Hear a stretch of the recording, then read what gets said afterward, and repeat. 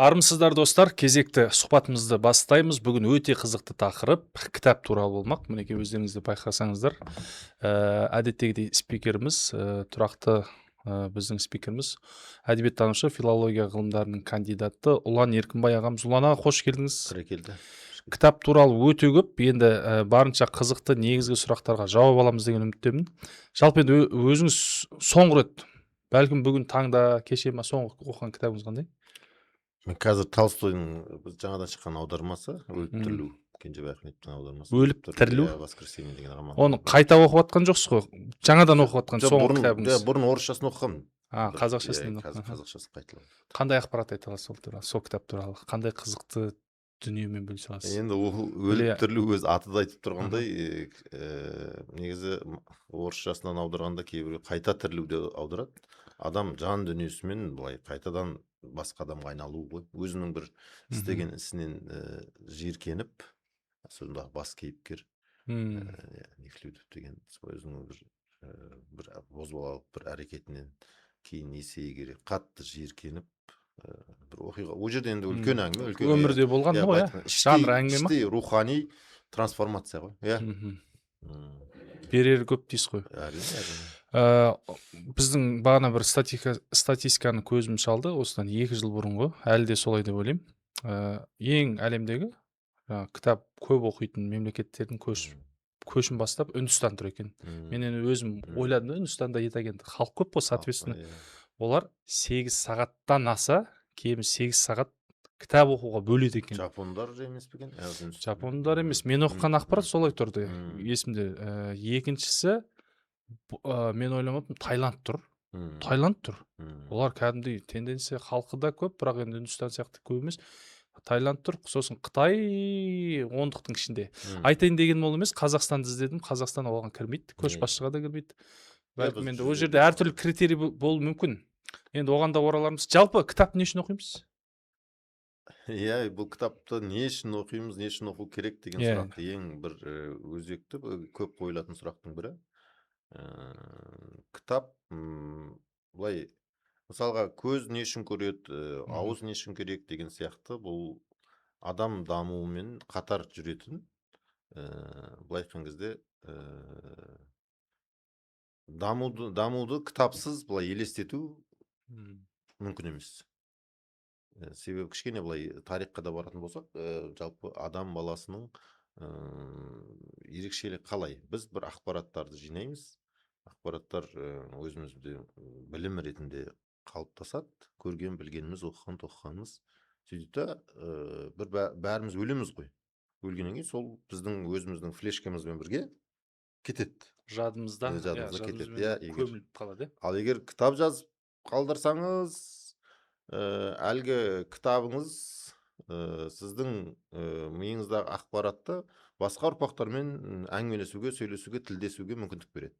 Мысалы, қазір ойлаңызшы, Абаймен бір түскі ас ішейік десек қазір ше, мысалы, Абаймен бір кешкісін Абай келеді бір жерге, Абай атамыз, немесе Бұқар атамыз келеді, жырларда қалды ғой енді Бұқар.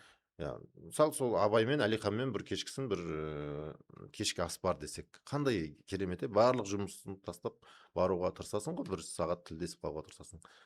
Ал біз сол кітаптың арқасында сол кісілермен күніге кешке тілдесіп жүрміз ғой негізінде, мүмкіндігіміз бар ғой. Кітаптың ғаламаты, феномені, бір ғана мен несін айттым, не үшін оқимыз деген бір ғана факторын айттым да, бұл сол жағынан ғажап. Былайша айтқан кезде адамның дамуындағы негізгі басқа тетік жоқ. Кітап адамда дамуында кітаптан басқа бір тетік жоқ. Себебі енді әуел баста былай үлкен ғасырлар тарихына баратын болсақ, негізі адамның жаңағы бір нәрсені қабылдауы, зейін қоюы, аналитикасы, барлығы қалыптасқанда осы кітап негізгі бір не ғой. Басында мысалы иероглифтер, біздің анау ескі жазбаларымызды қарасақ, олар мысалға бір суреттің өзі, бір енді кітаптың функциясы тапқан ақпарат тасудың. Сол деңгейден бастап олар бір ақпараттан бізге ақпарат тасып, сол мысалға мен түн ұйықтамадым, жаңағы күндіз отырмадым, қанымды төктім, бүкіл түркі халқының азаттығы үшін дейді ғой енді, алып тастым. Сол ақпарат бізге қаншама мың жылдан арасында жетіп тұр ғой. Жетіп тұр. Бұл не арқылы жетіп тұр? Сол жазу арқылы жетіп тұр. Жазу феномені. Ол жерде кітаптың арғы енді шежіресіне барсақ ұзақ айтуға болады, бірақ сол жазу арқылы сол ақпарат келіп тұр. Және біз адам ретінде басқа енді өзім адам ретінде біз 4 қуатымыз бар, 4 бойымызда да 4 қуат. Ол сезім қуаты, одан кейін рухани қуат, одан кейін физикалық қуат, және жалпы ақыл ой қуат, интеллектуалдық қуат. Интеллектуалдық қуат, рухани қуат, жаңағы эмоциялық қуат және физикалық қуат. Осы төртеуі де негізінде кітаппен белгілі бір деңгейде байланысты. Осы 4 қуатты да негізінде 4 қуатты да алатын болсақ, негізінен енді физикалық қуаттан бөлек, бірақ енді қазір ғалымдар сол тән ғылым зерттейтіндер, нейрофизиологтар, жаңағы не дейміз, психиканы зерттейтіндер, бұның бәрі енді тән қуатын да осы кітаппен байланыстырып отыр, оқумен да.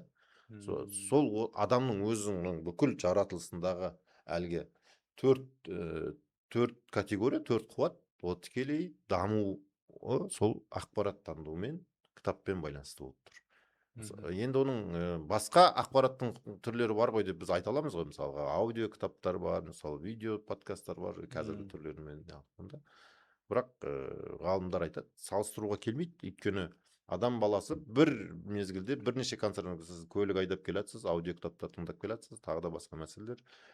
Кітап оқып отқандай концентрациямен ол білімдер сіздің еңізде білім қазынаңызға келіп түседі, бірақ кітап оқыған деңгейдегі аналитикалық сараптау, жаңағы шығармашылық ойлау, фокусты жаңағы бір концентрация жасау, кітап оқу барысында жаңағы кітапты тоқтатып қойып біраз уақытқа ой қорыту, тілдесу мысалға, бұндай деңгейдегі жағдайлар, мысалға жаңағы Зейтін Ақышевты оқып отырсақ, біз жай сода әртүрлі нелі Шоқанмен, ай жігітім дейді, мен саған жігітің емеспін дейді, Шоқан айтады. Сондай мысалы диалогтардың бәрі сіздің көз алдыңызға келеді ғой. Бұның таңғажайып нәрсе ғой. Мысалға мен аламда барамда Шекспирмен, бүгін кешкісін Шекспирмен жолығам деймін да, кешке қарай. Ол қанша ғасыр сүйек құрап кеткен адам. Бірақ мен үйде онымен жолығатын Шекспирдің Гамлетін оқып, онымен жеке өзім тілдесетін, 1000 жылдаған адам өтіп кетсе де, онымен тілдесетін менің мүмкіндігім болып тұр ғой.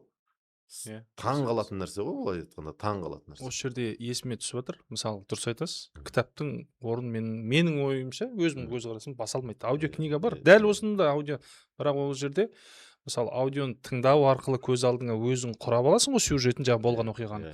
Кітапты парақтап отырып, мысалы, әр кітаптың өзінің бұрынғы анау іші қаралау бір шрифті басқа кітаптардың бір өзінің бір сол заманға, сол 80-ші 70-ші жылдардағы аураны жеткізетін сияқты, сол жердегі ана ұсталғаны, әр кітаптың маған сезімі солай, өзіме әсері солай. Сосын есіме түсіп отыр, жаңа көркем әдебиетке қызығып жүрген кезде, мектеп кезінде 6-7 сыныптан екен, Сәкен Сейфуллин Тары жол тайғақ кешу бұрынғы несін баспадан шыққан қалың кітабын оқығам, өзім қызығып кеттім, өйткені сюжеттері қызық болды.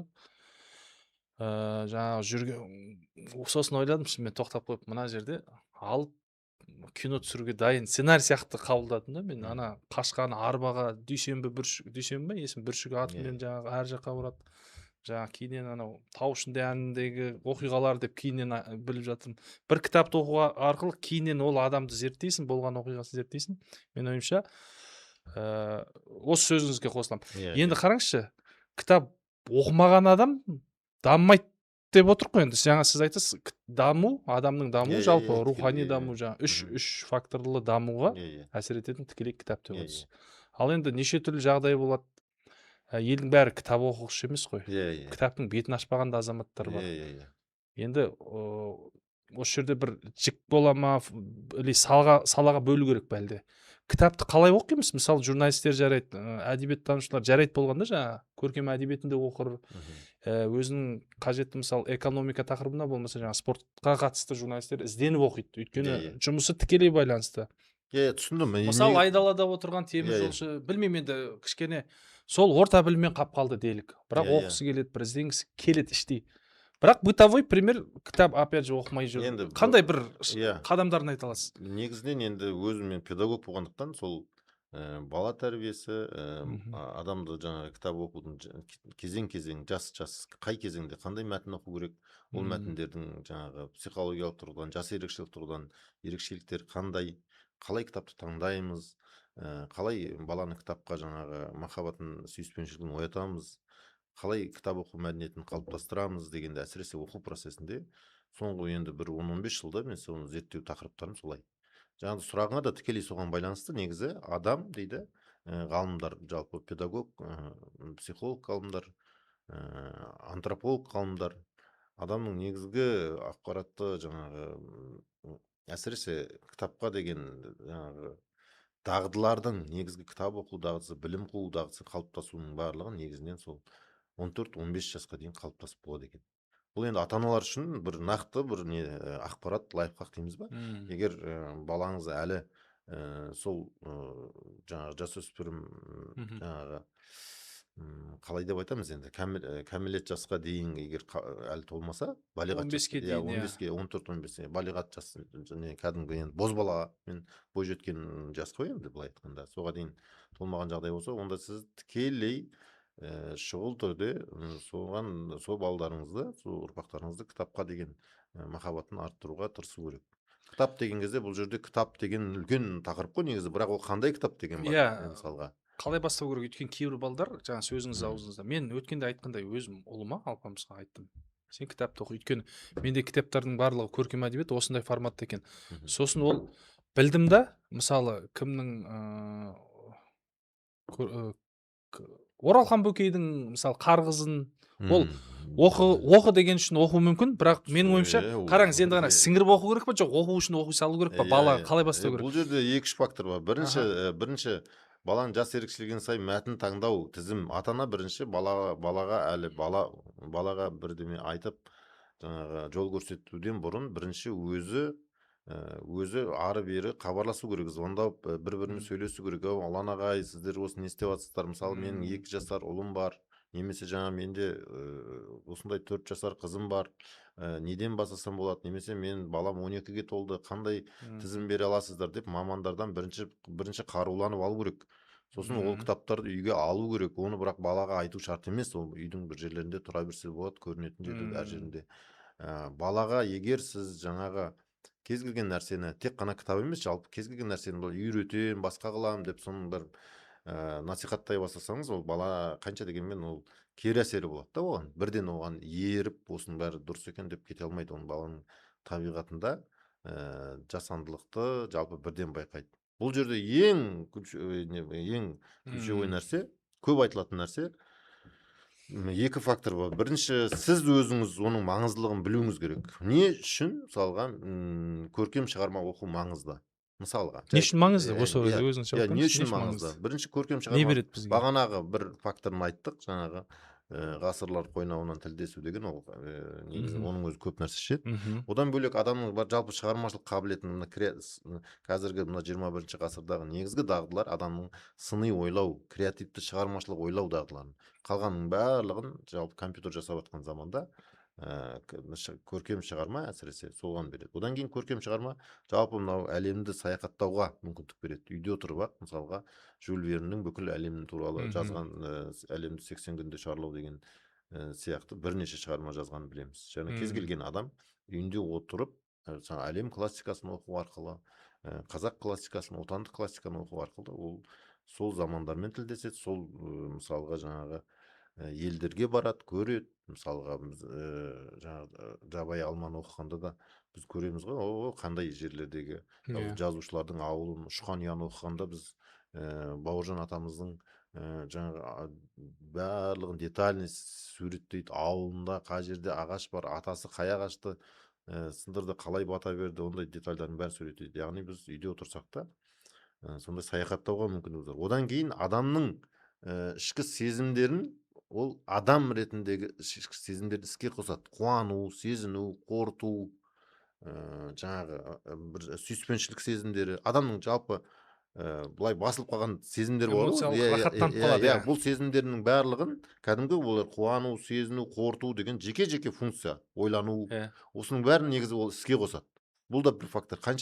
Біз қанша факторын айттық, тағы да негізі айта беруге болады. Одан кейін көп екен, иә, одан кейін жаңағы мәтінді оқу арқылы кеңейеді, жаңағы әлем, иә, кейбір іске төзімділік деген фактор бар. Төзімділік дегенді кітап оқуда сол төзімділікті бірдемені аяғына дейін жеткізу. Мысалға, мынау жаңағы тоқымашылар, бұрын әжелеріміз болады, оюларды бір оюларды келіп тұрып қаншама уақыт кетеді. Яғни адамда қайсарлық, төзімділік, жігер деген қасиеттер, оларда кәдімгі сіз университетке барасыз, немесе коучқа төлейсіз, одан миллиондаған ақша төлейсіз ғой, бірақ ол кітап оқу арқылы да қалыптасады да баланың бойында. Бірақ енді екінші фактор, соны қалай қызықтырамыз балаға. Дәл осының бәрін пайдасын сіз егер пайдасын, жаңағындай пайдаларының барлығын білмей тұрсаңыз, біріншіден сіз өзіңіз қызықпайсыз. Ата-ана өзі қызықпағаны ол үйінде сезіліп қалады. Тем более балаға, баласына. Сіз қанша сіз педагог жалдаңыз, үйіңізге кітап маңыздылығын біліңіз, үйіңізге кітаптың бәрін әкеп қойыңыз, бүкіл жағдай жасаңыз, кітаптың әр басына ақша төлеңіз, мысалға $1000 деген сияқты. Бірақ оның барлығы жұмыс істемейді. Егер өзіңіз шын мәнінде бұның кәдімгі жүйеге, бұл кәдімгі жаңағы біз айтамыз ғой, жаңағы әлемдік университеттерге түсу үшін осындай IELTS тапсыру керек, немесе SAT тапсыру керек деген сияқты. Сондай нақтылы нәтижесі бар нәрсе екенін өмірде. Мысалға, бір кітаптың өзінде, мысалы Робинзон Крузо алайықшы, мен өмірімде Робинзон Крузо, менің атым Қожа, осы 2 кітап мен өмірімде былайша айтқан кезде, енді басқа кітап та болмады ауылда сол кездерде шыны керек. Сол 2 кітап мен өмірімде кәдімгі мен адам ретінде қалыптастырды. Енді әке-шеше деңгейінде болды деп айтпай ақ қояйын, бірақ былай айтқан кезде кәдімгі мен өмірлік жаңағы үйде отырып сол өмірді көре алдым да жаңағы. Осы сұрақты өз алдына бөлек қойын деп жатқан, мен өміріңізге ерекше әсер еткен кітаптар. Енді соны айтып кетсеңіз, тағы қандай кітаптар ерекше әсер? Жоқ, жалпы негіз айтып отырмын. Қазір егер біз кітапты біздің өмірімізге, мысалға бір университетті мысалға біз халықаралық экономика деген мамандыққа түстіңіз. Түсу барысында сіздің әке-шешеңіз нақты біліп тұр, өзіңіз де біліп тұрсыз, бұл жақсы жұмысқа тұрады бітіргеннен кейін деп. Нақты бір қолға ұстайтын несі бар, халықаралық экономика факультетін бітірдіңіз, әлемдік деңгейде ағылшынша мықты, кемінде бір үлкен бір ұлттық компанияға, немесе жаңағы кемінде бір 3-4 миллион айлығыңыз бар, нақты бір жобасы, сеніп тұрсыз, және соған дайындалып сіз түсірдіңіз. Ең кемі кітаптың пайдасын, ең кемі бұл әшейін университетке түсірген ол бір мамандық, ал кітап миллиондаған мамандыққа бір деңгейде өмірдегі барлық кейстерге, оның ішінде әртүрлі біреуіңіз жаңағы лақтырып кету де бар, ұрлап кету де бар, алаяқтық та бар, махаббат та бар, сүйіспеншілік те бар, мейірім де бар, ықылас та бар. Кітаптың ішінде қандай мыңдаған кейстерге сіз алып жатсыз ғой, 3000-4000 теңгеге. Жаңағы факультетке төлеп жатқандай 3 миллион төлеп жатқан жоқсыз. Соған ішкі жан дүниеңізбен ата-ана сенбейінше, ол жұмыс істемейді.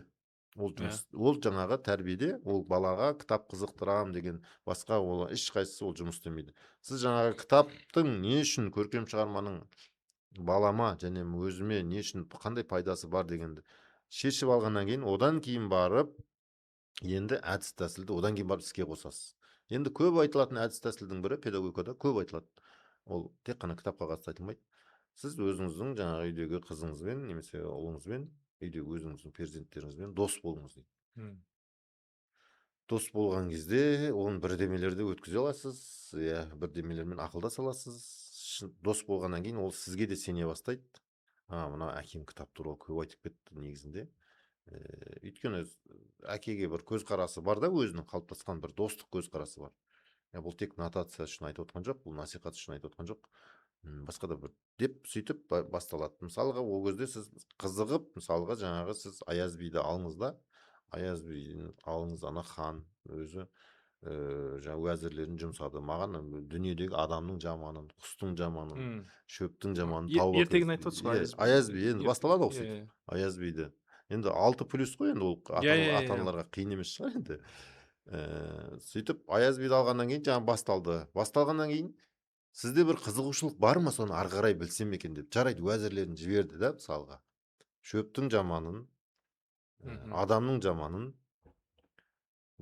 құстың жаманын маған тауып әкеліңдер. Тапсырма. Енді уәзірлер кетті, бүкіл әлем шарлап. Енді патша айтқаннан кейін. Енді осы жерден тоқтасақ, мен де жаңағы әлі мен бала шағама оқытайын деп отырмын, бірақ өзімде осы жерде бір қызығушылық бар ма ары қарай, не болады екен дегендей. Бұл жерде өзі шынайы ықылас болу иә, керек. самоанализ дейді ғой, былай өзіңді өзің анализ жасай бастайсың. Қызығушылық бар болса, ол сен үйіңе сезіледі. Сен балаңа оқып беріп жатқанда, жай соны тарту үшін оқып беріп жатқан жоқсың. Аяз бидің ары қарай болайын деп жатқанына сен өзің кіріп кеттің. Бұлар іздеп барады, келе жатқанда бір әбден алба-жұлба шыққан бір адамға жолығады. Жолығады да, оған дейін, бірақ жолыққанға дейін жаңағы шөптің жаманы жантақ деп, құстың жаманы сауысқан деп па, не дейді? Сөйтіп жолда мәселелердің бәрі бітіреді да, енді адамның жаманын қалай табамыз енді?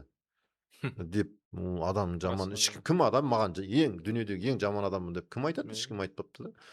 Содан бір алба-жұлба бір кісіге келеді да, соны сұрайды, осы адамның жаманы осы. Иә, мен адамның жаманымын деп. Ол және адам жаманы болып тұрды, ол ана айтады, шөптің жаманы ол емес, ана жантақ деген жақсаң ол жақсы, қара қоға деген шөп бар, ол пықсаң да жаман, шөптің жаманы. Олар ақыл айтады да, аналарға нелерін ауыстыртады.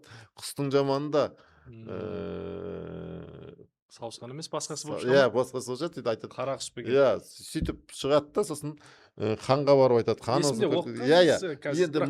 иә, мысалы ғой, енді мен мысалы тек Аяз биді айтып жатқан жоқпын. Кез келген мысалға романды оқу барысында да жаңағы менің атым Қожада сен басталды, ол қызық не болды, анасымен жағдайға болды, бәріне сіздің неңіз ойнайды, эмоцияңыз барлығын жаңағы жаныңыз ауырып переживать етіп жатсыз, ол сезіледі. Ол кезде бала да сезеді оны. Бала да сол кітап. Алғашқы сол кітапқа деген жаңағы махаббатын солай жұмыс істеледі. Осы факторлар. Түсінікті. Мысалы мен бүйттім да, Алпамысқа ұсыныс жасап көрдім өзім. 10 бетке 1000 теңге төлеймін деп. Балаң кішкене білмеймін, подходым солай болды әйтеуір. Ол нормально деп ойладым. Кәдімгі қағаз ақша, өйткені оның несі бар, өзіңіз де білесіз ғой, жаңағы ақша жинайтын копилкасы бар. Ол оқимын деді. Сөйтіп үйдегі ертегілер болған даже бізде. Үлкен немен ана цветной әдемі. Нағыз балаға 6+, даже 4+ ме екен. Дәу немен. Ол оқи алады. Мынаны да оқи алады. Бірақ мен ойландым, мынау қарғызын оғатындай оқудан бөлек тоқу керек қой, сіңіріп кішкене бір не алып. Иә, ауыр кетеді ау деп ойладым да, өзім айттым, тоқта, онда саған кітап сатып алып берейін, осы алдың күні ғана болған әңгіме. Болды деді, папа деп екеуміз солай келісіп алдық. Мен ойлаймын, кейін осы дағдыға айналдып, ол өйткені өзінің темасына қызық қой. Мен байқадым, өйткені Алпамыс мен кітап оқып жатқанда үйде көрді да, кімді сұрады. Атаукерен оқып жатқам, как раз сырты цветной, әдемі, қай баспа екен, үлкендеу жалпақ Атаукерен. Әдемі, соны меломаннан сатып алып, Атаукерен оқып жатқан кезде сұрап отырды. Мен оған айтып отырдым, былай болады. Сол кезде ойладым, баланың өз несімен айтады. Иә, тауда тұрады екен, пәленше деген, иә, ол келеді жаңағы. Бал жасайды ғой жаңағы немен, сол кемпір кейіннен жаңағы қайтыс болады, соның бәрін айтып, сол кітапты былай қысқаша айтып бердім мен оған. Ол өзі әйтеуір бала болып не істедім әйтеуір. Бірақ енді дұрыс келе жатыр екен, өзіңізбен де ақылдасамыз. Демек, именно балаға өзінің жасына сай кітаптан бастау керек. Бұл өте маңызды. Өте маңызды. Мысалы енді классиканың өзі бөлінеді ғой бізде қазір, мысалға сіз кішкентай шағзадан алсаңыз, немесе жаңа ерте өстікті алсаңыз, немесе жаңағы қарлығаштың құйрығы неге айыр дейміз, бізде күшті ертегілер. Не үлкен, алтын сақа дейміз, не үлкен дейміз, тазша бала дейміз. Бұлар іргетастар ғой. Үйдің іргетастары. Үйдің іргетастарын сіз қайта өзіңіз оқуыңыз керек та, бірінші. Өзіңіз оқуыңыз керек. Егер адам болып, онда ата-аналардың өзінде проблема. Ата-аналар жарайды, ол 50-ге келсін, 40-қа келсін, бірақ іргетастарды олар оқу керек ата-аналар. Ерте бола берсін, өйткені кезінде оқымаған болып тұр ғой. Егер оқымаған жағдайда деймін да енді. Оқымау мүмкін. Иә, сонда ерте өстікті, Аяз биді, жаңағы тазша баланы, алтын сақаны, тақ кете береді. Өзіміздің жаңағы батырлық жырларымызды, Алпамысымыз бар. Бұлардың барлығын іргетас ретінде ата-ана өзі де оқу керек, ол сезіледі атаның өзі де оқыған. Содан кейін барып бала бастауышта қанша, мысалға жаңағы орталама, біз қазір енді былай академияда ақылдасқанда орталама бір суретті бет кітаптардан біз 30 бет деп отырмыз, апталық. Бұл ғылыми әбден дәлелденген суретті кітаптар жаңағы 6 жаспен 10 жас арасында біз 30 бет деп тұрмыз да, апталық бір айтқан кезде, бір жылда қанша апта бар? 54 апта бар. 54-ті 30-ға көбейтсеңіз, 1000 бет, 1000 бетіңіз қанша кітап? Bir жылда бастауыштағы баламыз бір кемінде жұқа суретті 20 кітапты бітіріп тастады. Бұл әбден есептеліп, осы сөзді айту үшін де мен бір 10 шақты жылым кетті бұл айтқанда, өйткені баланың жаңағы несі. Және мәтіннің деңгейін таңдау бар. Ол бөлек әңгіме. Мен мәтіннің несін айтып отырмын, көлемін. Бірақ мәтіннің деңгейін таңдау бар. Алтын сақа қай жаста, 6 ма 5 па деген сияқты, мысалға жаңағы кішкентай шағзада 12 жаста ма, әлде 13 жаста ма, мысалға жаңағы менің атым Қожа 15 жаста ма, 16 жаста ма деген сияқты, бұны әбден зерттелген кәдімгі сондай тізімдерден алған дұрыс ата-аналар ше. Әрине енді базы ата-аналарда былай жалпы нелер кітап дүкендеріне қарап, мынау 6+, 12+, 14+ деген деңгейлерге де қарайды ғой. Әрине, ол да дұрыс. Бірақ баланың кітапханасын, жеке кітапханасын қалыптастыру мәдениетінде нақты сондай авторлық тізімдерге де мен мүмкін осы комментарийдің астына да, қазір енді барлығын айтып отырмай, ол комментарийдің астына да сол жазып тізімдерді қалдырып кетуге болса, жасөспірім балаларға қалай классика. Ал енді біз мысалға бастауыштан бөлек үлкен сынып оқушыларына мысалға енді жаңағы 5 жас пен 10 жасқа дейін біз айттық қой, 30 бет дедік қой, апталық.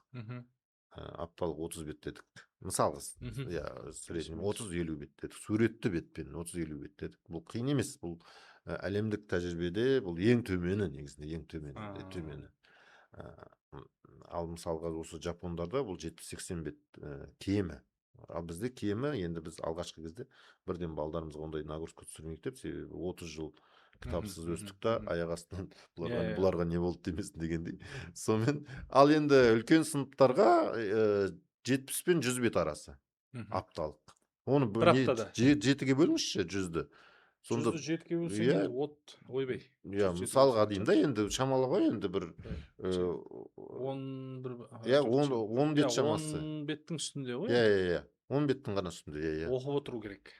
Бұл ғылыми дәлелденген среднестатический өлшем. Бұл оқи алатын мүмкіндігі бар деген ғой баланың.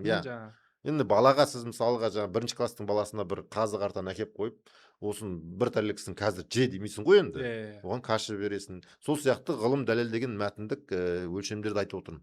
Бірақ ең төменін айтып отырмын, енді бірден қорқытпайын деп. 100 бет дегенім, мысалға бір 15-16 жасар жігіт, бозбала жігітке апталық нагрузка, апталық жаңа жүктеме дейміз ба? Ата-аналарға лайфхак ретінде айтып отқаным, апталық жүктеме бұл 80-100 бет. Суретсіз кәдімгі нормальный бет. 80-100 бетті енді тағы да 54 аптаға көбейтіңіз. 5000 бірдеме бет болды. 5000 бірдеме бетті 200-ге бөліңіз. Сонда балаңыз ешқандай қиналмай, негізінде бір жылда 100-ден аса кітапты еркін бітіре алады. 100-ден аса емес, тоқтаңыз. 54 аптаға 100-ді көбейтеміз. 5400 бет кітап бетінде. Енді оны қайтадан мысалға бір 300 бетке бөлсеңіз, шамамен 15-16 кітап, 17 кітап. 17-ні бір 300-ге көбейтсеңіз, 18 кітап.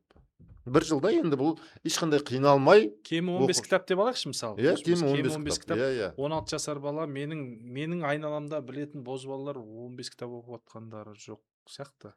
Жоқ, бұл ең төменгі нені айтып отырмыз. Сондықтан бізде енді көбінесе бұл реалий келеміз ба бұған? Реалий. Біздің енді көбінесе ата-аналармен жұмыс істейміз. Енді былай ізденіп жүрген ата-аналар көретін шығар бізді. Былай ізденіп, кітап бағытында ізденіп жүрген. Әрине. Сол деңгейде сөйлеп жатырмыз ғой енді. Ізденіп, кітап оқитын бала болашақта кітап оқымайтын баланы басқарады деген бір сөз бар ғой. Сол мағынада әңгіме төркінін жүргізіп отырмыз ғой. Бірақ енді әлемдік жалпы оқу өлшемі стандарты тұрғысынан алғанда біз бұл қазір ең минимальный төмен алып отырмыз да, мысалға. Түсіндім. Біз секілді, мысалы, менде былай болады, жаңа кітапты қалай оқимыз, қалай дағдыланамыз деп, мен өзімді айтайын. Өзім, мысалы, мен 30+30-дан асып кеттік. Бірақ мен енді жаным қалаған, кей кезде эмоциялық күйіме байланысты оқимын. Енді бәрі сондай ма, білмеймін. Мысалы, мен тыпыршып өзіңіз енді білесіз ғой, бір уақытты сол моментінде өзің жақының аңсағанда, аңсау, жаңа сезімдер демекші, аңсау, сағыныштың бәрін кітап кітаптан ала бастаймын. Бір ғана мысал айтайын. Өткенде ғана оқымаппын Қарагөз қарындасты. Иә. Сюжеті Жекен ұнады. Жұмақан. Иә, Жекен Жекен Жұмақановтың Қарагөз қарындасын оқиғасын оқыдым. Сол моментте енді көңіл күйім болмай отыр деп айта алмаймын, бірақ бір ішімде бір толқып кеттім. Кітапты парақтап отырамын ғой кәдімгідей. Көзіме жас парлап жатыр. Мен кітаптың ішіндемін, өйткені оқиғадан мен ана неде жүрмін, уже ана қызды іздеп қазақ кісі бара жатыр. Иә, Латвияда сонымен танысады. Махаббат сезімдері кейін келеді. Жаңағы өте күшті. Әдемі бір басы бар, аяғы бар, күшті әсер алдым. Мен жадымда күшті керемет әсер қалдырды. Кейбір кезде былай болады. Сол автордың, мысалы, болмаса кез келген автордың келесі әңгімені оқығанда, керісінше жарты, мысалы, 10 шақты беттен кейін өтпейді, былайша айтқанда. Бір ғана мысал, бұрын енді Абай жолын оқыңдар деп өтірік етпей қойса, Абай жолын оқыңдар деп жүргенде 11 класс бітіріп болғаннан кейін бірінші томын бастадым. Маған өтпеді басында. Шын айтайын, келе жатады бір білмеймін, елітіп алып кете алмады. Ал сүйекші, мысалы, Дулат Исабектің сүйекші әңгімесі қатты үлкен көлемде болмаса да кіріп кеттім. Осындайда кіріп кететін нелерің болады екен. Бұл мен бәрінде бола ма? Мысалы, кейбір кісілер жаңағы айтайын дегенім талғамай оқи алатын сияқты. Кейбір жігіттер, өзім қатарлас журналистер болсын, жалпы кез келген кітап жақсы көретін. Жаңа мен сияқты мына өтпеді деп жауап қоймын. Мысалы, мен сөйтіп жүрмін. Бұл дұрыс па, дұрыс емес пе, білмеймін. Бұл туралы да айтып кетсеңіз. Яғни біз қалай кітапты оқып отырып тоқуымыз керек? Ол әңгіме жанр кішкене ұнамауы мүмкін. Кейбіреуіне мысалы соғыстағы оқиғалар ұнай беруі мүмкін. Керісінше кейбіреу жаңағы әлем әдебиетіндегі анау Италияда болып жатқан бір оқиғалар оған аса бір қызық болмай қалуы мүмкін да. Иә. Мысалы, енді бұл жерде кітапты таңдау деген ғой. Мысалға, кітапты таңдау, дұрыс айтасыз. Қалай таңдаймыз осы кітапты? Бұрынғының үлкен ойшылдарының да соңғы мысалға 19-18 ғасырда ойшылдарының да барлығы айтып кеткен, біздің ақын жырауларымыз айтып кеткен, жаңағыдай жалпы өлеңнің де шөп шаламы болады деген сияқты. Сөздің де жаңағы шөп шаламы болады. Қазақ айтады ғой, дәстүрдің де озығы болады деген сияқты. Қазір де жалпы кітап нарығы да, мысалы, біз өзіміз сөйлесіп осы подкаст аяқтағанша әлемде мыңдаған кітап жарыққа шығып, тарап нүктесі қойылып тарап кетіп жатыр. Сол үшін бұл жерде жаңағы таңдау маңызды. Мен бағана ата-аналарға лайфхак деген кезде іргетас кітаптарды бір шет жағасын айттым ғой, енді тізімін соңында береміз дедік. Деген негізі бұл әбден ғасырлардың сүзгісінен өткен кітаптар болады. Әбден ғасырлардың сүзгісінен өткен, мысалы, Чеховтың Каштанкасы бір иттің көзімен өзінің басынан өткен оқиғаны сол ит айтып шығады. Мысалға деген тұрмын ғой, енді адам қатты оқымаған естіген. Мысалға қатты әсерлер не алады. Неге осы кітап, енді 200 жыл болса да, неге осы кітап бүкіл әлем тілдерінде қайта шыға сұранысқа береді? Неге оның актуальдылығы түсіп қалмайды, мысалға? Неге? Қазір жасанды интеллект. Себебі кітап таңдау деген кезде, мен соған келе жатырмын әңгімені. Кітап таңдау деген кезде біз кітаптардың жалпы салалық кітаптар бар және классикалық кітаптар бар.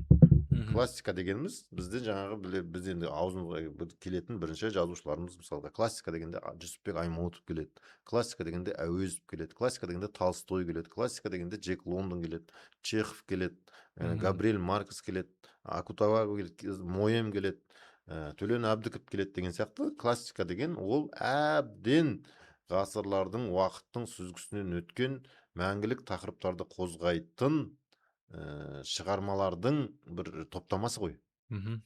Классика деген. Яғни адам өмірінде қайталанатын қуаныш, сүйініш, қызғаныш, махаббат, жаңағы тұлға болу, басқа адамның өмірінде қайталанатын әртүрлі, мысалға бір өмірдің оттенктары деп алайықшы, қалай деп атаймыз оны былай, өмірдің негізгі қырлары, заңдылықтары. Мына ғаламның ғаламды бір үлкен өмір кітабы деп алсақ, классикалық кітаптар сол өмір кітабының екі жағын қарастырады. Жан әлемін және өмір заңдылықтарын, жаратылыс әлемін және жан әлемін. Адамның ішкі жан дүниесінде кәдімгі телескоп сияқты былай қарайды, жазушылар отырып телескоп сияқты қарайды. Біз дәрігерлер солай қарайды дейміз ғой. Дәрігерлерден миллион есе детальдарды жазушылар адамның санасынан іздеп көріп, соны сіздің алдыңызға алып келіп береді. Тек сіз соны оқып, сонымен сөйлесесіз, Гогольмен сөйлесесіз, Гогольмен тілдесіп ақылдасасыз.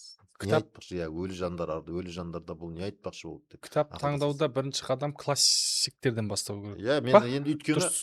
солай ма? классик деп жатқан себебім, оларда мысалы классиктерде негізінде Или олар жанр бойынша ма енді классиктерде бөлінеді ғой.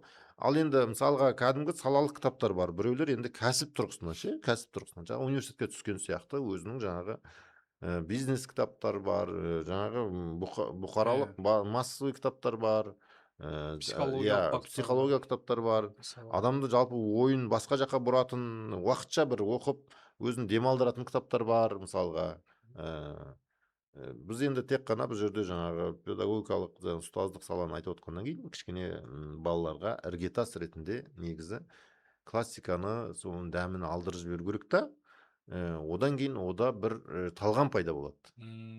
Жаңағы мысалға ертөстікті оқыған балада талғам пайда болады. Ертөстікті кәдімгідей оқып ойланған балада, баланың енді мына Эйнштейннің жақсы сөзі бар, бір келіншек барыпты дейді, жаңағы сұрапты дейді, мен баламның осындай болса қандай лайфхактар бересіз десе, ертегі оқысын депті. Сосын тағы мен ұзақ жолдан келдім, тағы бір нелерді айтасыз ба лайфхактар десе, ертегі оқысын депті. Содан ана келіншек, енді мен сізге қосымша арнайы келдім ғой, енді сіз бір сөзбен қайтарғаныңыз, енді бір қосымша қандай кітаптар оқысын деген ғой. Сөйтсе, ертегіні көп оқысын депті.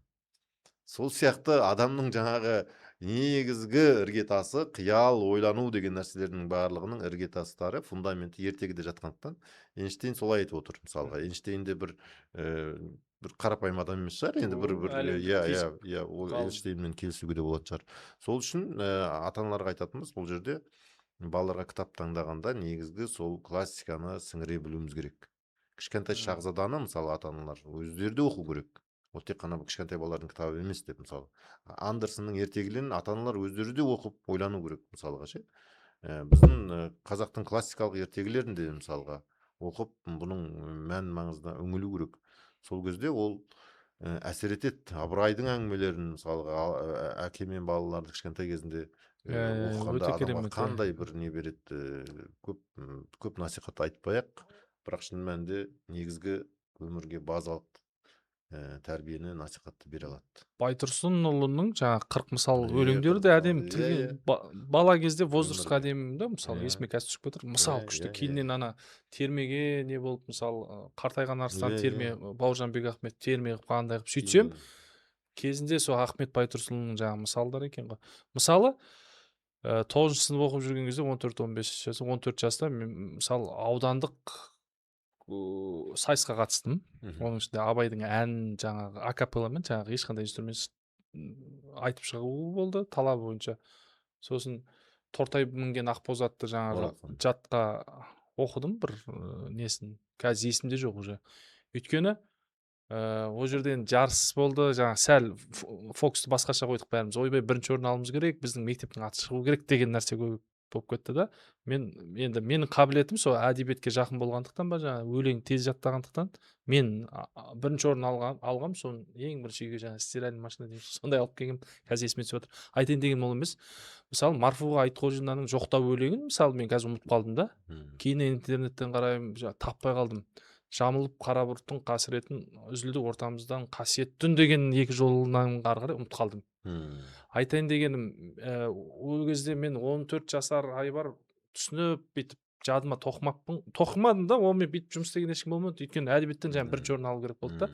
Бұл басқа нәрсе сияқты жаңа. Өйткені Абай не үшін маған, Мұхтар Әуезовтің Абай жолы неге алып кетпеді?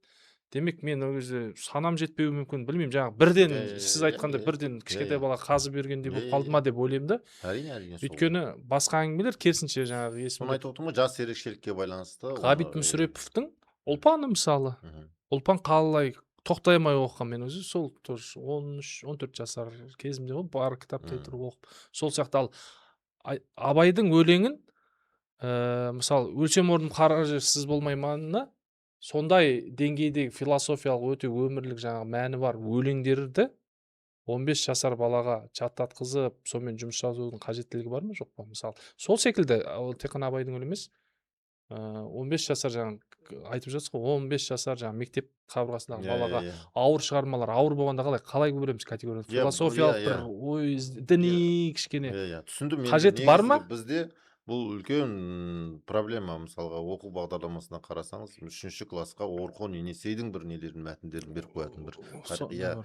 бұл кәдімгідей біздің оқулық жүйемізде бірізділікке түспеген нәрсе көп қой. Біз негізі осы соңғы 30 жылда тек қана жаңағы экономика деп көбінесе жаңағы руханият екінші Ысырып кезеңге қойдық, ысырып қойды да, соның енді тақсіретін татып жатырмыз. Соны қанша жыл Мгм. татады, әлі тағы қанша 30 жыл тартатынымызда бір құдайға аян негізінде ше. Мектеп бағдарламасы, сөзіңіз аузыңызда, мектеп бағдарламасындағы осы мен айтып жатқан дүниелерді жіктеп бөлу керек сияқты, сіз қалай ойлайсыз? Соған келе жатырмыз. Иә, иә, иә. Осыны Сол айтыңызшы. туралы айтып отырмын да. Сол үшін жаңағы балалардың жаңағы мәтіндерді бұл жерде бір тек қана мысалға оқулық жазған кезде бір ғана автор, ол бір саланың, бұрын енді советтік неде көбінесе солай болды да. Мысалға бір әдебиетші автор. Ал қазір жағдайда баланың жаңағы IT маман да қатысу керек ол мәтінге, мысалға психолог та қатысу керек, әлеуметтанушы да қатысу керек, ата-ана да қатысу керек, оқушы да қатысу керек авторлық құрамға да, мысалға белгілі бір деңгейде, сауалнамалық деңгейде ме, басқа деңгейде ме. Сонда ол мәтіннің несі шығады. Мәтіннің қай жасқа арналған деген бір салыстырмалы түрде өлшемі шығады. Ал бізде енді көбінесе сол оқу бағдарламаларында, әсіресе балабақшадағы бір өлеңдердің өзін бір Иә. қиындатып, кәдімгі бір былайша айтқан кезде жаңағы бесікте жатқан балаға бір Иә. егін шаптырып қара жұмыс істетіп қойғандай, сондай Рас, бір сондай қиыншылық байқалады. бар. Сол үшін ата-аналар көп жағдайда оқулыққа да, басқаға да, мектеп бағдарламасына да сеніп қалмай, әр үйде өзінің кітапханасы болу керек, өзінің авторлық әр үйде кітапханасы болу керек. Мүмкін болатын болса, әр үйдегі адамның кітапханасы болу керек. Мысалы, баланың бастаушыда оқитын қызыңыздың өзінің жеке кітапханасы, жоғары сыныпта оқитын ұлыңыздың өзінің жеке кітапханасы тізімі. Өйткені ол ойлаңызшы, өзі бір 10 жастан бастап жайлап кітап сатып алып жинап мәдениетін үйренсе, ол ертең ұзатылған кезде әлгі қызыңыз, немесе келін түсірген кезде соға дейін қанша кітап жиналып тұр. Қызыңыз болса, оны кәдімгі оның жасауымен бірге Иә. сол 100 кітапты беріп Қаншама жібересіз. байлығы Иә, ол, рухани иә, байлық. бүкіл әлемнің классикасын сіз өзіңіздің қызыңызға жаңағы мектеп кезінен жинаған менің қызым жасау еді деп ана жаққа құдалардың алдында қандай не болады, мысалы ше.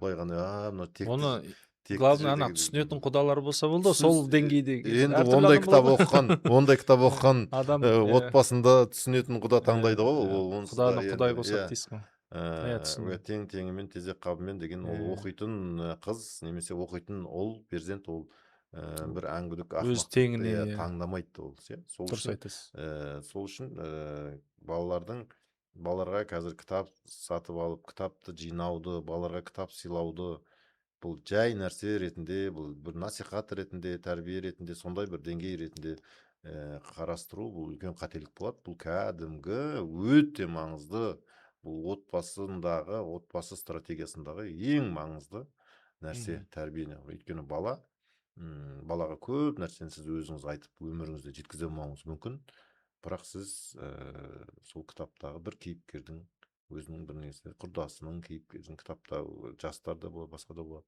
Тек жануарлар арқылы да сіз жеткізе аласыз. Мысалы, Каштанканың өзі айтады ғой, адамдардың психологиясын, өзінің қандай ортаға тап болғанын бәрін айтады.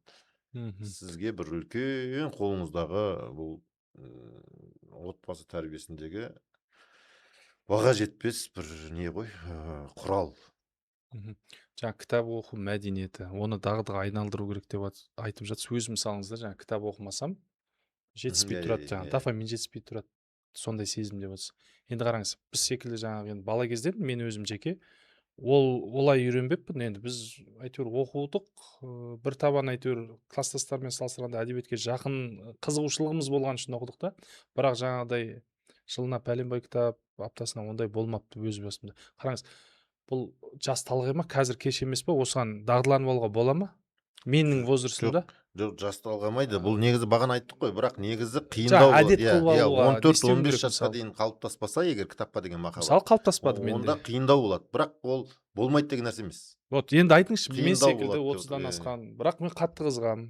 Кейбір Ол кезде ол енді жалпы ол кезде жарайды, сен секілді ата-аналарға да бар, басқа да бар, сол үшін лайфхак ретінде айтып өтуге болады. Мен өз басымда да болды. Көбінесе мен анау ческом шахмат дегенде ойнап қаламын.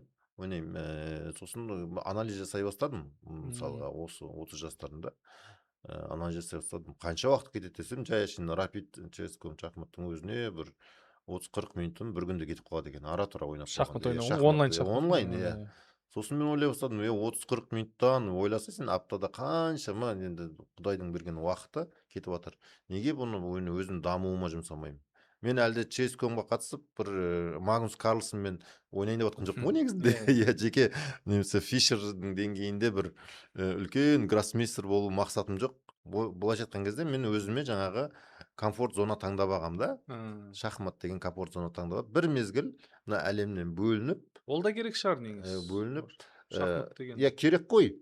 Бірақ ол әбден дағдыға айналған кезде сенің негізгі енді сол мен сол кездегі мен ұтып кеткенім, соны кітапқа ауыстырдым ғой. Яғни бір құмарлықты бір құмарлыққа ауыстыру. Мысалға қазір егер футбол көп көретін болсаң, футболдың өйткені сен өзіңмен өзің саудаласуың керек қой. Кітапқа құмарлық болмаса ше? Жоқ, сен басқа нәрсеге құмарлықтың зияндығын сезіп, өзің анализ жасау арқылы соны бір құмарлыққа, кітапқа ол құмарлық болады, өйткені оның ішіндегі оқиғалар бір өзіңді бір Өзіңдікін тауып алу керек қой кітабын. дұрыс тауып алсаң, ол кітапқа құмарлық болады екен де. Мен мысалға оқып жатыр. Қазір мысалға жаңа өліп тірілуді бітірдім деп отырмын. Мен қазір мынау үйде бітпей жатқан кітабым, кімнің, Әуезовтің Индияға сапары деген. Өткенде эксподан 3 кітабын сатып алдым. Біреуі Жапония күнделігі, екіншісі Америка әсерлері, үшіншісі Индияға сапар деген. Қазір мен осы сұхбатта отырып, өзім соны ойлап отырмын. Сол Индиямен ұшып келе жатыр, бір жерден Дагласқа дейін қалаға 6 сағат ұштық дейді. Көшеде көрген адамдарымызды адам қорқады дейді да. Байлар да жүр, онда Бентли да жүр. Очерктер ғой, жол сапар очерктер. Анау адамдардың бүйтіп жатқан қайыршылары енді адам емес дейді да. Адамдар көшеде мал сияқты жатыр дейді да. Жаңағы нені айтады, бір қаласын айтып отыр. Үлкен Дели емес пе? Жоқ, Дели сияқты үлкен қаланы айтып отыр. Және қызығы дейді, жаңағы адамдарды мал сияқты былай ағаштардың түбінде жатыр, бірақ дәл қасында жаңағы 500-7 жыл ательдер, нелер. Былай айтқан кезде ана екеуі контраст болып жатыр дейді да. Бір түрлі дейді да жаңағы. Сен де жүрсің, костюм шалбарың бар, жаңағы Мұхтар Әуезовтің өзі жүр, костюм шалбары бар, жағдайы бар, тамақ тоқ, күнде ресторанға шақырып жатыр, не қылып жатыр. Бірақ жаңағыдай адамдармен де сығылысып жүрсің. Бір мезетте ойлашы. Мен бір түрлі болып сол күнім жеркенішті күн болып өтті дейді да. Сол жерден тоқтап қалдым мен. Ары қарай енді ол ойланып келе жатыр. Мен қайда түсіп қалдым деп ше. Мен сол кітапты қазір ойлап отырмын. Ол бір сенің бәрібір ол құмарлығыңды арттырады. Мен мысалға жаңағы шахмат ойнағанда біреуді ұтсам, немесе ұтылып қалсам, екінші ойнағым келеді. Иә? Домофон. Өйткені ол ана азартқа кіріп барасың, және сенің уақытыңды ол алып жатыр. Сосын ойланып қарасам, ең соңында бұл маған не берді деп қарайсың ғой енді. Мысалы. Бұл маған не берді? Ал егер мен Мұхтар Әуезовтың бірнеше кітабын бітірсем, ол маған не берді? Ең азында сен сұхбатқа шақырып, маған ақы төлеп жатсың. Мысалға. Мен сенен сол бірнеше кітап оқығанымнан былай өте енді былай дөрекі айтқанда мен пайда тауып жатырмын. Мысалға. Жоқ дегенде. Ал жоқ дегенде. Ал мен рухани пайдасы бар. Не істеп жатырмын? Ойындарда не істеп жатырмын? Мысалға. Ойындарда тек қана уақытымды ысырап қылып жатырмын. Біреу приложение жасаған, соған уақытымды ысырап қылып жатырмын. Әрине ойланып, бір этюд шешіп, тренер болып шахмат ол басқа нәрсе енді. Ол өз дамуыңдағы шахмат айтып профессионалды айналысқандар. Шахмат айтып тұрған жоқпын мен оны. Мен тек қана мысалға тойып тұрсам да кейде бір стакан кофе ішсем, бұнда значит менде бір проблема бар деген сөз. Иә, мысалға ақша жаратып жатырмын, денсаулығымды құртып жатырмын. Тойып тұрған үстіне тағы біреумен барып тағы обедтенсем, тағы ішсем, значит менің бір психологиямда үлкен проблема бар деген сөз. Ғой енді мысалға. Дәл сол сияқты сондай нәрселерді адам өз анализ жасаған кезде оны қалай кітапқа алмастыруын керек, қалай пайдалы нәрсеге алмастыру. Пайдалы нәрсе деген кезде сұхбатымыздың басымызда айттық қой, ең дамудағы бірінші фактор басқа нәрсе әзір адамзат баласы кітаптан басқа нәрсе ойлап тапқан жоқ. Енді кітап оқуда былай ғой. Саны маңызды ма? кітап жаңа өзімізге жоспар қойып өте жақсы сұрақ қойдыңыз. соған жету меже меже болады ғой. Мен жақында бір подкастқа жазылдым, читай менші деген. Читай менші. Енді осыны айтыңызшы маған, өйткені менде каналға жазылдым. жаңағыдай ғой. Бір автордың, мысалы Сайын Мұратбековтің жабай алмасын тоқтамай оқу мүмкін де, келесі кезге мысалы Ұлтуған, Үскірік секілділер бастап оқығым келмей қалуы мүмкін. Бұл нормаль нәрсе ма? Өте маңызды. Мен бағана балабақшадан бастап мектеп бітірген жасқа дейінгі кезеңде де айттық қой, бастауышта мысалға жаңағы неше кітап дедік, бастауышта 2 кітаптан дедік па, жұқа айына мысалға, бір айға. Жоғары сыныпта қалың кітаптар дедік. Сөйтіп айтып келгенде, ол базовый стандарттар. Ал бірақ ой қалыптасып, адам жаңағы балиғат жасына толып, өзімізді елестетейікші, енді бір 15-16 жасар болған кезде, ол кезде талғам пайда болады. Сіз шашыңызды тарай бастайсыз. Рухани шашыңызды тарай бастайсыз. Ішкі дүниеңізде талғам пайда бастайсыз. Сіз мәтіннің дәмін алып оқисыз. Тоқтатып қойып, бірнеше күн оқымай кетуіңіз де мүмкін.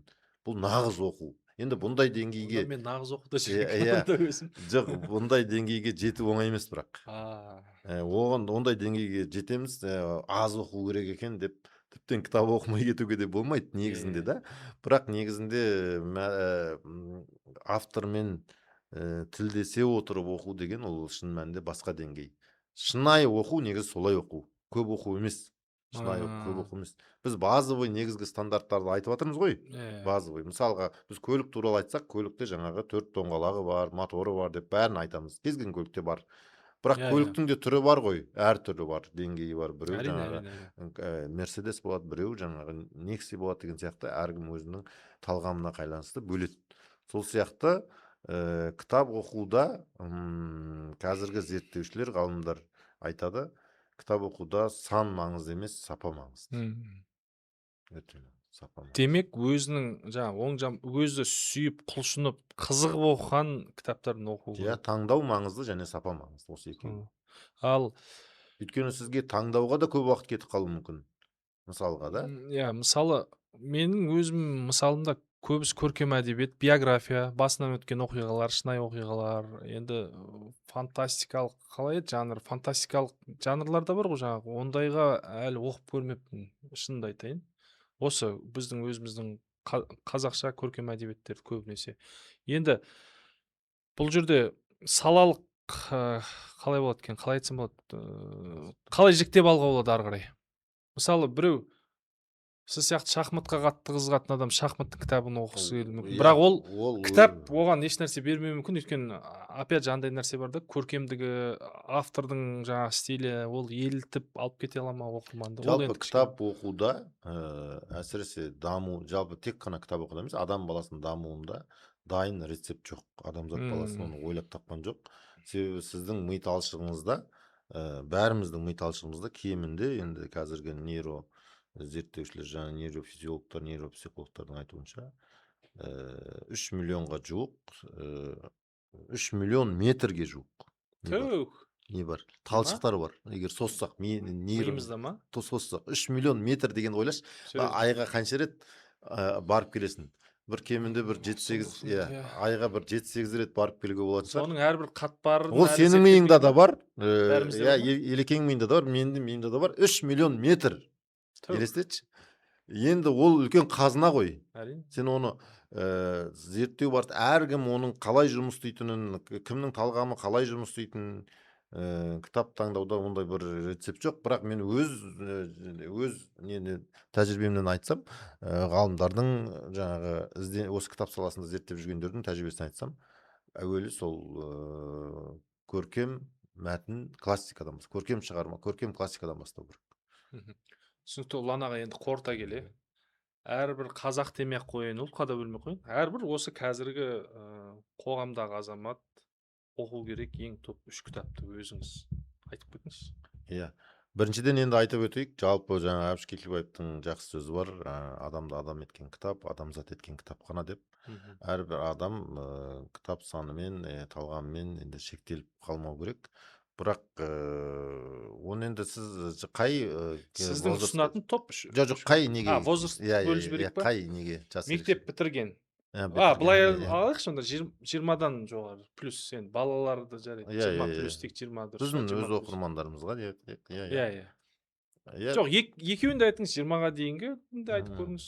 Қазір мысалы айта аласыз ба? Өйткені көбісі мен секілді бала кезінде бәрі отырып жаңа жылына пәленбай кітап мен оқығым келіп жүрген, оқи алмай жүрген, әйтеуір тұрмыста әйтеуір жұмыспен қалып жүрген. Менде де онда бір қазақ әдебиетінен үшеуін айтайын, неден әлем әдебиетінен үшеуін айтайын. Тіпті керемет ондай болса, тіпті керемет. Қазақ әдебиетінен енді мынау 20 жасқа дейін базовый оқып қажет деген дейтін кітаптардың біреуі бұл Ұшқания, Бауыржан Момышұлының Ұшқаниясы. Және меніңше енді адамгершіліктің бір негізін қалыптастырған өте жұқа ғана кітап Дулат Исабековтың Дерменесі.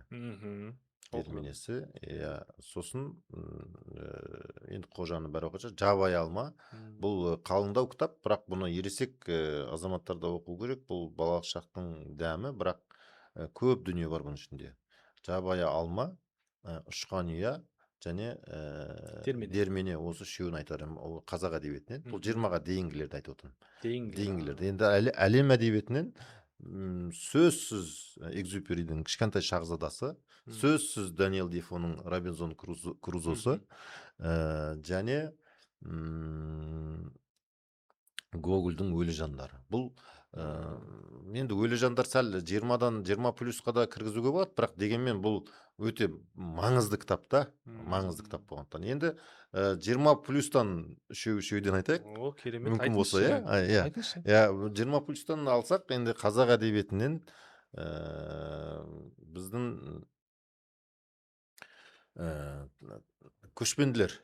Осы жерде сұрақ, көшпенділер 20 плюстың кез келгенін оқып кете ала ма? Өйткені көшпенділер тарихи оқиғалар өте көп. Немесе сары қазақ деп алайын. Жоқ, оны мінеңіз өзек тоқыңыз жалпы. Менің енді, может, менің көрімде солай болуы мүмкін. Айта беріңіз сіз, үшеу ма, төртеу ма? Сары қазақ Мағауиннің, Мағауиннің сары қазағы, Төлен Әбдіковтің Парасат майданы. Көшпенділерді алмаймыз, ол да Парасат майданы. Парасат майданы. Біздің енді қазақ жазушыларынан мен енді Асқар Сүлейменовтің Бесатарын айтар едім. Бесатар шығармасын. Осы үшеуі енді үлкендер. Ал енді әлем әдебиетінен 20 плюста сөзсіз Достоевскийдің Ағайынды Кірқожалықтар шығармасы, Братья Карамазовы. Сөзсіз, одан кейін әлем әдебиетінен Габриэль Гарсия Маркестің 100 жылдық жалғыздығы, және сөзсіз Чеховтың кез келген әңгімелері.